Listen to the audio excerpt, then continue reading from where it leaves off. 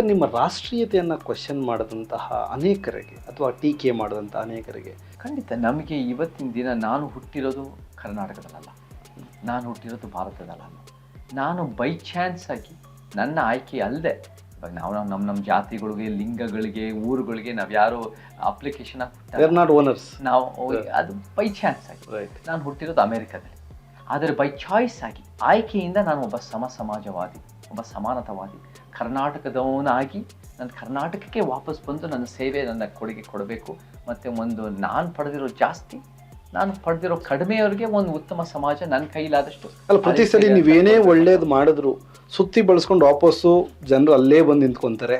So ಅಂಥವ್ರಿಗೆ ನೀವೇನನ್ನ ಹೇಳೋ ಬಯಸ್ತೀರಾ? ನಾನು ನೋಡಿ, ನನಗೆ ಒಂದು ಕರ್ನಾಟಕ ಮತ್ತು ಭಾರತದ ಪೌರತ್ವ ತಗೊಳ್ಳೋ ಎಲ್ಲ ಆಸೆ ಆಕಾಂಕ್ಷೆಗಳಿದೆ. ಅದನ್ನು ಕೂಡ ನಾನು ಪ್ಲ್ಯಾನಿಂಗ್ನಲ್ಲಿದ್ದೀನಿ. ಅದು ಇವತ್ತಿಗಿನ ಇನ್ನೊಂದು ಕೆಲವು ತಿಂಗಳುಗಳಲ್ಲಿ ಅದು ಕೂಡ ಕಾರ್ಯರೂಪಕ್ಕೆ ಬರೋಕ್ಕೆ ಎಲ್ಲ ನಾನು ಆಯೋಜನೆ ಮಾಡ್ತಾಯಿದ್ದೀನಿ. ಮುಖ್ಯವಾಗಿ ನಾನು ಯಾಕೆ ಇದನ್ನು ಸ್ವಲ್ಪ ತಡ ಆಗಿದೆ ಅಂದರೆ, ನಮ್ಮ ತಂದೆ ತಾಯಿಯವರು ಅಮೇರಿಕಾದಲ್ಲಿರ್ತಾರೆ. ನಾನು ಇವತ್ತಿನ ದಿನ ಒಳ್ಳೆ ಹೋರಾಟಗಾರನೋ ಅಥವಾ ಯಾರಾದರೂ ನನಗೆ ಪಾತ್ರ ಕೊಟ್ಟರೆ ಒಳ್ಳೆ ಸಿನಿಮಾ ನಟ ಆಗೋದಷ್ಟೇ ಅಲ್ಲದೆ ನಾನು ಒಳ್ಳೆ ಮಗನೂ ಆಗೋದು ಮುಖ್ಯ. ರೈಟ್. ನಮ್ಮ ತಂದೆ ತಾಯಿ ಹೆಚ್ಚಾಗಿ ಅಮೇರಿಕಾದಲ್ಲಿರೋದ್ರಿಂದ ಅವರು ಕೂಡ ನೀನು ಸ್ವಲ್ಪ ದಿನ ತಾಳು, ನಾನು ಬರ್ತೀವಿ, ಕರ್ನಾಟಕಕ್ಕೆ ಬರ್ತೀವಿ, ಅಲ್ಲೇ ಜಾಸ್ತಿ ದಿನ ಇರ್ತೀವಿ, ಆವಾಗ ನೀನು ತೊಗೋಬೋದು, ಇಲ್ಲಾಂದರೆ ನಾವು ಇಲ್ಲೇ ಇದ್ದಾಗ ನೀನು ಬರೋಕ್ಕಾಗಲ್ಲ ಅಂತ ಒಂದು ಕಾರಣಕ್ಕೆ ಕೊಟ್ಟಿದ್ದು.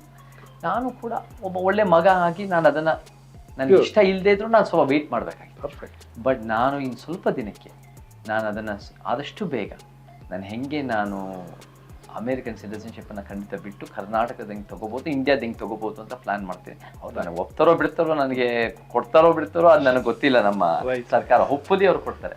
ಬಟ್ ನಾನು 10 ವರ್ಷದಿಂದ ನಾನು ಅಮೇರಿಕಾಗೂ ಹೋಗಿಲ್ಲ. ನಾನು ಹೋಗೋ ಏನು ಆಲೋಚನೆ ಇಲ್ಲ. ಬಟ್ ನನಗೆ ಇದನ್ನು ಈ ಪ್ರಾಸೆಸ್, ಈ ಪ್ರಕ್ರಿಯೆನಲ್ಲಿದೆ. ಸರ್, ನೀವು ಕಟ್ಟಿದಂತಹ ಫೈರ್ ಸಂಸ್ಥೆ, ಅದರಿಂದ ಯಾವುದಾದ್ರೂ ಒಂದು ಮೇಜರ್ ಪ್ರಕರಣವನ್ನು ನಮ್ಮ ವೀಕ್ಷಕರಿಗೆ ಹೇಳೋದಾದರೆ ಯಾವ ಪ್ರಕರಣವನ್ನು ಹೇಳ ಬಯಸ್ತೀರಿ? ಅಂದರೆ ನೀವು ಮಾಡಿರುವಂಥ ನಮ್ಮದು ಫೈರ್ ಸಂಸ್ಥೆ ಇದ್ದಿದ್ದೇ 3 W'ಗೋಸ್ಕರ, women, writers and workers.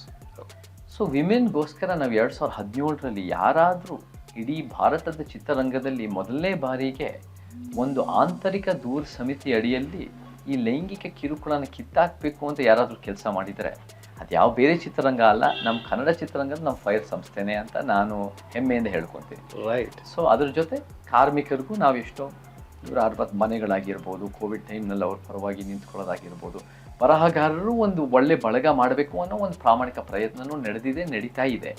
So ಇವೆಲ್ಲ ಕೂಡ ಮತ್ತೆ ನಮಗೆ ಒಂದು ಉತ್ತಮವಾದ ಚಿತ್ರರಂಗ ಕಟ್ಟಬೇಕು ಅನ್ನೋದು ನಮ್ಮೆಲ್ಲ ಒಂದು ಆಲೋಚನೆ. ಉತ್ತಮವಾದ ಚಿತ್ರರಂಗ ಅಂದರೆ ತೆರೆ ಮೇಲೆ ಬರೋ ವಿಚಾರಗಳು ಮಾತ್ರ ಅಲ್ಲ, ತೆರೆ ಹಿಂದೆ ಇರೋ ಸಮಸ್ಯೆಗಳನ್ನು ಅರ್ಥೈಸ್ಕೊಂಡು ಅದಕ್ಕೆ ಒಂದು ಪರಿಹಾರ ಕೊಟ್ಟು ಅವನ್ನು ಯಾವುದಾದ್ರೂ ಸಮಸ್ಯೆಗಳು ಇದ್ದೇ ಇರ್ತವೆ, ಕರೆಕ್ಟ್, ಅದನ್ನು ನಾವು ಹೆಂಗೆ ತೆಗೆದಾಕಿ ಒಂದು ಉತ್ತಮಗೊಳಿಸಿ ಒಂದು ಸಿನಿಮಾ ರಂಗದ ಒಂದು ಹೆಲ್ತಿ ಆರೋಗ್ಯಕರ ವಾತಾವರಣ ಕಟ್ಬೋದು ಅನ್ನೋದು ಕೂಡ ನಮ್ಮ ಪ್ರಯತ್ನ ಇದೆ. ಅದು ಒಂದು ಪ್ರಾಮಾಣಿಕ ಪ್ರಯತ್ನ, ಅದಕ್ಕೂ ಕೂಡ ಭಾಳ ಸ್ಪಂದನೆ ಬರ್ತಾ ಇದೆ. ಸೊ ನನಗೆ ಭಾಳ ಸಂತೋಷ ಆಗಿದೆ. ಮಹಿಳೆಯರಾಗಿರ್ಬೋದು, ಬರಹಗಾರರಾಗಿರ್ಬೋದು, ಕಾರ್ಮಿಕರಾಗಿರ್ಬೋದು, ಅವ್ರ ಕೊಡುಗೆ ಭಾಳ ಇದೆ. ಅದನ್ನು ನಾವು ಹೆಂಗೆ ಅವರನ್ನು ಕೂಡ ಒಂದು ಸಮಾಜವಾದ ಚಿತ್ರರಂಗ ಕಟ್ಬೋದು ಅನ್ನೋದು ಫೈರ್ ಅಂದರೆ film industry for rights and equality. So ಹಕ್ಕುಗಳು ಮತ್ತು ಸಮಾನತೆ, ಇದು ಕೂಡ ಚಿತ್ರರಂಗದ ಮೂಲ ಆಲೋಚನೆ ಆಗಬೇಕು ಅಂತ ನಾವು ಕಟ್ಟಿದ್ವಿ. ಅದು ಕೂಡ ಒಂದು ಮಟ್ಟಿಗೆ ಯಶಸ್ಸಾಗಿದೆ ಅಂತ ನನಗೆ ಭಾಳ ಸಂತೋಷ. ಬ್ಯೂಟಿಫುಲ್.